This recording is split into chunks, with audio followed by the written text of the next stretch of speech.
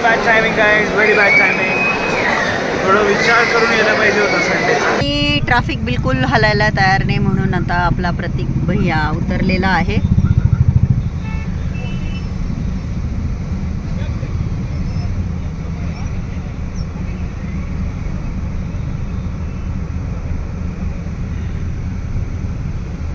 मिसळ पाव खाऊन आम्ही आता निघालेलो आहोत गडावर जाण्यासाठी, सप्तशृंगी मातेचे दर्शन घेण्यासाठी. आणि हो, आमचं लग्न देखील तिथेच झालेलं आहे देवीच्या चरणांशी. तर आम्ही आता देवीचे आशीर्वाद घेण्यासाठी चाललेलो आहोत सप्तशृंगी गडावर वणीच्या. 3 वर्षानंतर चाललो आपण, 2.5 वर्ष. कधी गेलो याच्या आधी मला तर आठवत. 25. अरे हां आमच्या 25th अॅनिव्हर्सरीला गेलो होतो आम्ही. त्या गोष्टीला आता 2-2.5 वर्ष झाले. तर आजही आम्ही निघालेलो आहोत दर्शनाला. आता दुपारचे 2:30 वाजले आय थिंक. पोचू आम्ही, अर्ध्या तासात पोचून जाऊ का रे? 1-1.5 तासामध्ये आम्ही पोहोचू. मला वाटलं वणी जवळ आहे. माझ्या फोनवर काहीतरीच करत आहे.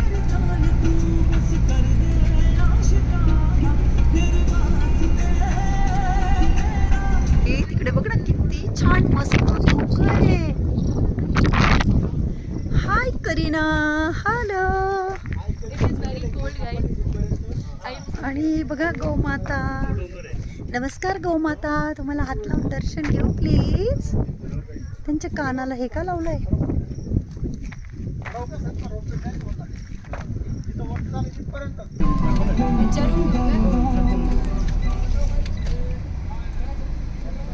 गडवर जावाला इकडून का हॉटेल?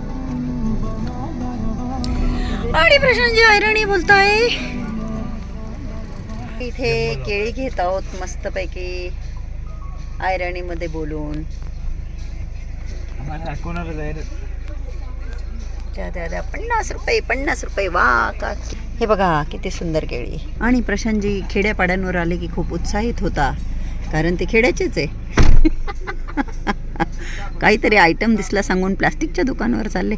ते चुनमुनू वांगे घेऊ नका हो म्हणा, काही पण कटरले. तू कालच बोलली ना तू त्यांना. हा, हैदराबादला खूप आणायचे पप्पा हे. हा,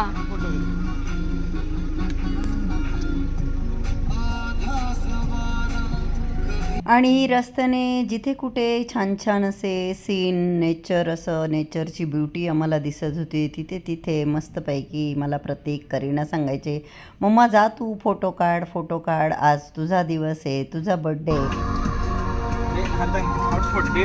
हॉटस्पॉट ते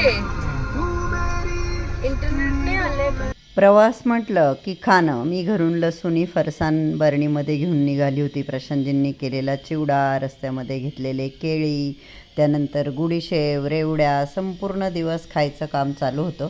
ॲक्च्युली माझा उपवास होता, परंतु मुलांनी मला रिक्वेस्ट केली की मम्मा प्लीज आजच्या दिवशी उपवास नको करू, आणि मी त्यांचं ऐकलं.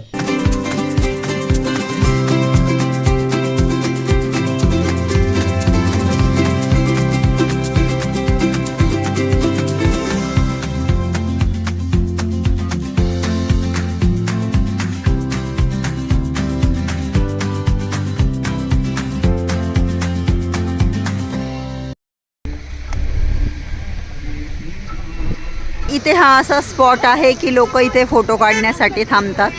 बरेच लोक इथे थांबले फोटो काढण्यासाठी. आम्ही पण थांबलो फोटो काढण्यासाठी. प्रतीकची फ्रेंड गेली आहे शेरूकडे, तर प्रतीक विचारतोय शेरू कसा आहे काय. आणि इथे करीना मॅडम कलर बघायचं, colour combination purple, pink and green. करीनाने तिकडे बघ ना, चल प्रतीक. तुला माहिती का त्यांनी काय केलं? ते तसेच गेले. कुठे गेले? पण तिकडे गेले, तिकडून चढता येईल असं नाही. चढू देणार आहे का म्हणा तुम्हाला? हे बघ ना धुक वगैरे.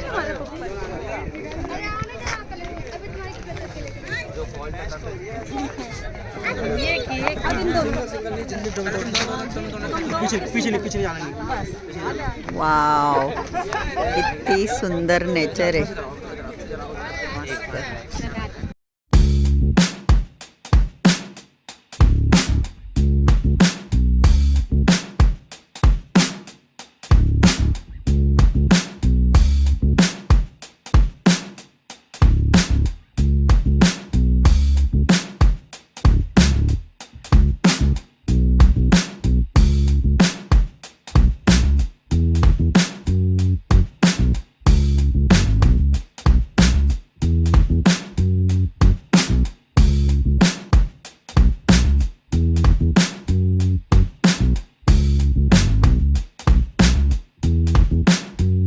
प्रशांतजी त्यांच्या दुनियेत हे ग्रीनरी मस्त एन्जॉय करताय. त्यांना फोटोपेक्षा त्यांचं म्हणणं हे धबधबे बघा, ही ग्रीनरी एन्जॉय करा, नेचर बघा, नेचर किती सुंदर आहे. आणि त्यांचं म्हणणंही बरोबर आहे, परंतु मुलंही त्यांच्या जागी बरोबर आहे की त्यांना नेचरमध्ये फोटो काढायला आवडता. म्हणून इथे आपले मुलांना नाही, तुला आवडतं. तुला नाही आवडत? ए करीना नको काढू याचे फोटो, नको नको नको. आणि हा बघा व्ह्यू बघा किती सुंदर आहे. वाव, याला बिलकुल आवडत नाही, हा असंच टाइमपास उभा आहे. हा बघा स्टाईल बघा याची. ओ माय गॉड गाईज, धुकं बघा किती आहे, धुकं. लाईट्स ऑन करून चालावं लागतंय, इतकं फॉग आहे सगळीकडे, जणू की आम्ही काश्मीरमध्ये आलेलो आहोत. काश्मीर में बरं होत आहे मॅडम. फॉग नहीं होता क्या सर? लाइट ऑन कीजिए ना. लाईट ऑनच आहे, फॉग लाईट. हे बघा सगळा फॉग आहे.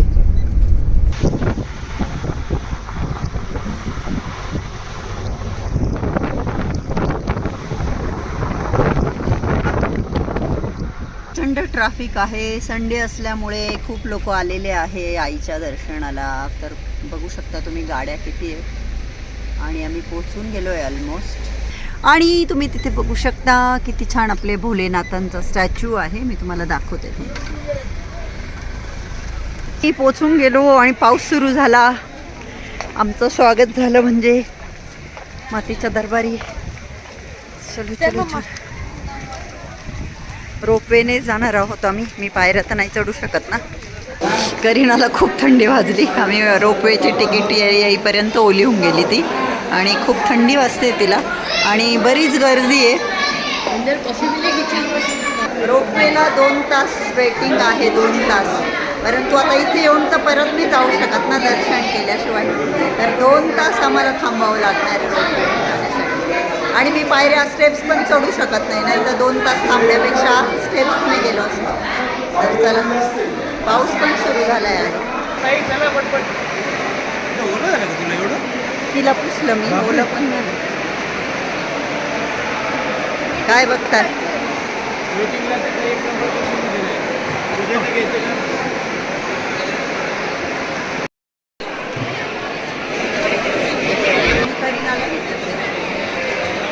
आणि तुम्ही पुढे बघालाच प्रचंड म्हणजे प्रचंड गर्दी आहे. एकतर रविवार आहे आणि त्यात श्रावण महिना आहे. आता श्रावण महिना म्हणजे पवित्र महिना, लोक देवधर्म करतात नाही का. आणि मी जसं म्हटलं आधीच्या व्हिडिओत की मला काही कल्पना नव्हती. प्रतीकने सगळं प्लॅनिंग केलं होतं. आणि इथे बघा मस्तपैकी गरम गरम जेवणाच्या थाली आहे म्हणून मी ते तिथे शूट केलं. तर प्रशांतजींची खूप दिवसापासून इच्छा होती. ते सारखं म्हणायचे की आपण नाशिकला राहत असताना कसं दरवर्षी जायचं, श्रावण महिन्यात जायचं. आणि जसं मी सांगितलं की आमचं लग्नही इथे झालेलं आहे म्हणून या लोकांनी हे प्लॅन केला गडावर जाण्याचा. आणि आम्ही तिथे पोचलो ना, काही मैत्रिणी आल्या होत्या. तर त्या लेडीजनी प्रतीकला विचारलं की तुम्ही आमचं तिकीट घेता का? रोपवेचं 120 रुपये तिकीट आहे. तर मग त्यांच्याकडे 2 तिकीट होते. मग आम्ही घेतले ते. त्या बोलल्या की खूप उशीर लागणार आहे आणि आम्ही मुलीच आहोत. तर मग आम्ही त्यांच्याकडून 2 तिकीट घेतले. 4 ऑलरेडी त्यांनी विकले होते. मग आम्ही आणखी 2 तिकीट काढले. आणि तुम्ही बघालच की किती सगळं गर्दी आहे. तर टोटल आम्हाला दर्शन करून यायला म्हणजे खाली उतरायलापर्यंत 4 तास आमचे गेले. काही नाही वाटलं, कारण की आपल्याला देवीचं दर्शन घ्यायचं महत्त्वाचं असतं. आणि आम्ही जेव्हाही कुठल्याही देवीच्या मंदिरात जातो, मग गडावर असेल किंवा तुळजापूरला असेल, कोल्हापूरला असेल, तर आपण देवीची ओटी भरतो. तर मी सुद्धा खूप आनंदाने उत्साहाने नेहमीप्रमाणे छान देवीला हिरवी साडी, ओटीचं सामान वगैरे घेतलं होतं. आणि याच्या आधीचा आमचा अनुभव असाच आहे की मी घेतलेली साडी आतमध्ये असलेले गुरुजी छान देवीला लावतात. तर हे बघा इथून मस्त मी छान अशी हिरव्या कलरची साडी, ओटीचं सगळं सामान घेतलं. आणि एवढी गर्दी एवढं सगळं सहन करून आम्ही जेव्हा तिथे पोचलो, तिथे एक मुलगा उभा होता. तो गुरुजी वगैरे काही नव्हता, बाहेरच्या साईडला उभा होता. जी पण व्यक्ती देवीसमोर यायची तो त्या व्यक्तीचा हात पकडायचा एका हाताने आणि दुसऱ्या हाताने देवीच्या पायावरचं कुंकू त्या व्यक्तीच्या कपाळाला लावायचा आणि इतकं फास्ट ती ॲक्शन तो करत होता की म्हणजे जणू काही त्याने एखादी शर्यत लावली होती अशा पद्धतीने तो ते कुंकू लावत होता. आणि लावून झालं की ज्या हात पकडलेला असायचा ना तो हाताने तो त्या व्यक्तीला लोटून जायचा. त्याने सेम मला पण असंच केलं. आणि मी जेव्हा साडी त्याच्या हातात दिली बाकीचं सामान त्या पिशवीमध्ये होतं ते पण त्याने साडीवर ठेवू दिलं नाही आणि ती साडी अशी माझ्या हातातून धरून त्याने अशी फेकली देवीच्या तिथे जे असतं पुढे पाय असतं देवीचे तिथे. तर मला ओटी पण म्हणजे नीट असं देता नाही आली. पूर्ण साडीवर ओटीचं सगळं नारळ खण वेणी ज्या पण वस्तू असतात त्या सगळ्या देता पण नाही आल्या.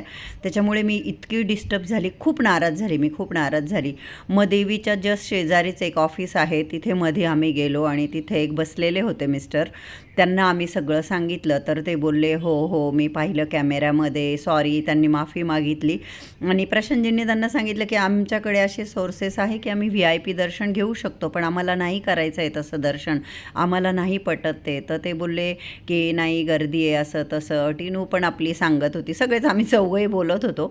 मी त्यांना म्हटले की आम्ही काहीतरी भावना असता म्हटलं माणसाच्या हे सगळं करण्यामागे इथपर्यंत येण्यामध्ये, तर अशा पद्धतीने नाही केलं पाहिजे. आम्हाला पण कळतं म्हटलं गर्दी आहे आणि सगळ्यांना दर्शन घेतलं पाहिजे, पटपट करायला पाहिजे माहिती आहे. पण त्याने इतकं म्हणजे सेकंडसुद्धा मला तिथे उभं नाही राहू दिलं आणि खूप डिस्टर्ब झाले होते मी. मग त्यांनी मधून गुरुजींना बोलवलं आणि जी गुरुजी मधून एक नारळ वेणी खणाचं असं म्हणे हे बघा जाऊ द्या म्हणे, जरी तुम्हाला ओटी भरता नाही आली म्हणे देवीनेच तुमची ओटी भरली असं सांगून त्यांनी माझं समाधान केलं. परंतु मला खूप वाईट वाटलं आणि खूप ठिकाणी देवाच्या ठिकाणी जेव्हा असं होतं ना तेव्हा खरोखर खूप वाईट वाटतं. अशा पद्धतीने नाही हँडल केलं पाहिजे. आम्हालाही कळतं गर्दी आहे, सगळ्यांचं दर्शन झालं पाहिजे, पण एक व्यवस्थित पद्धतीने तुम्ही हँडल करा ना. तर त्याच्यामुळे मी खूप डिस्टर्ब झाली होती.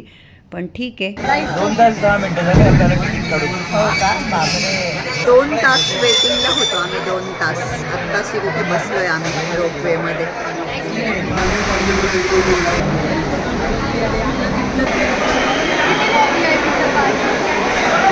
असा कामाकृती वाच सत्यमशिमही असं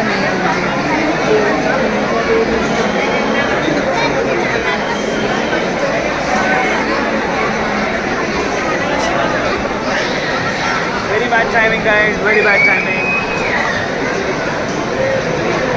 थोडं विचार करून यायला पाहिजे होता संडेचा.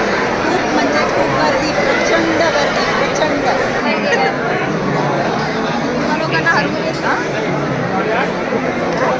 मला इथं घुसायचं ते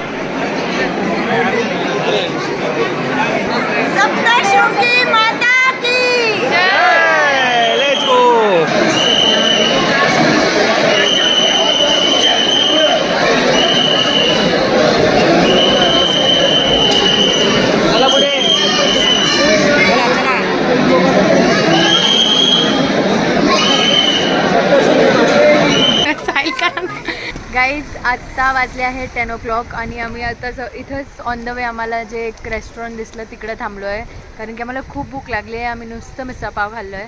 सॉरी मम्मा, हे रेस्टॉरंट प्लॅन नव्हता आमचा, तुला चांगलं डिनरला घेऊन जायचं होतं पण आत्ता खूप लेट झालं आहे, 10 o'clock झाले आहे त्याच्यामुळे. ॲक्च्युली आमचं असं प्लॅन होतं की गडावर जाऊन यायचं, नंतर मग घरी आल्यावर परत चेंज करायचं, वेस्टर्न कपडे घालायचे ॲज ऑलवेज जसं की आम्ही नेहमी करतो बर्थडेला वगैरे, आणि मग डिनरला जायचं. परंतु आता आम्ही गडावरून खाली उतरलो आणि थोडंसं चालू आहे, 10 वाजले आणि आम्ही सकाळी मिसळपाव खाल्ली. त्यानंतर मग आम्ही पेढे वगैरे खाल्ले तसं प्रसाद. मला तर काय भूक नाही कारण मी एवढं लेट जेवत नाही, पण ह्या सगळ्यांना भूक आहे तर यांना जेवायचं आहे. तर आता हे Makhanlal pure veg family restaurant आम्हाला इथे भेटलं आहे. तर मग आता जेवण वगैरे करून घेतो इथे. करीनाला एक काय पनीर लबाबदार खायचं आहे, बघू इथे नाही आता. खायचं मला ते, बाय द मला वे तिकडे खायचं. बाय द वे मी हा बँगल घेतला, कशा आहे सांगा, खूप छान. आणि गळ्यातलं सुद्धा एक घेतलं नाजूक, तिथे गडावर थोडीफार शॉपिंगही करवली मला मुलांनी.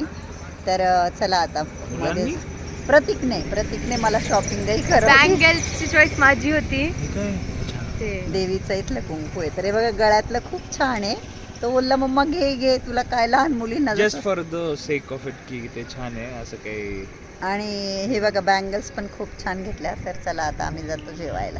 बाहेरून हे चांगलं दिसत होतं, इतक्या गाड्या थांबल्या आहे म्हणून बरं दिसतंय हे हॉटेल असं समजून आम्ही इथे गेलो. परंतु फूड अजिबात चांगलं नव्हतं.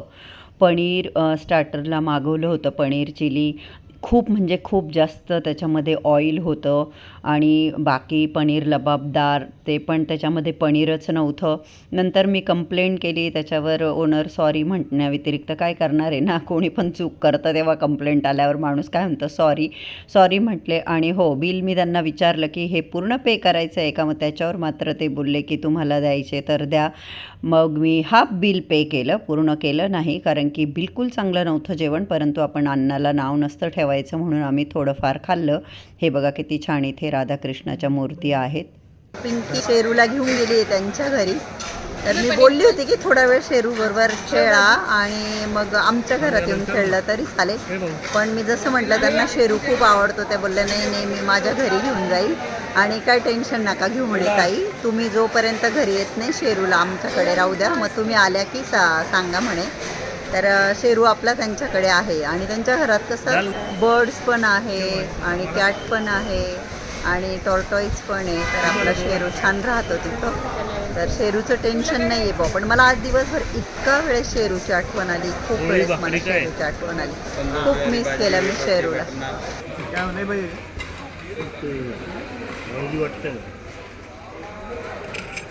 मिरची बोला था.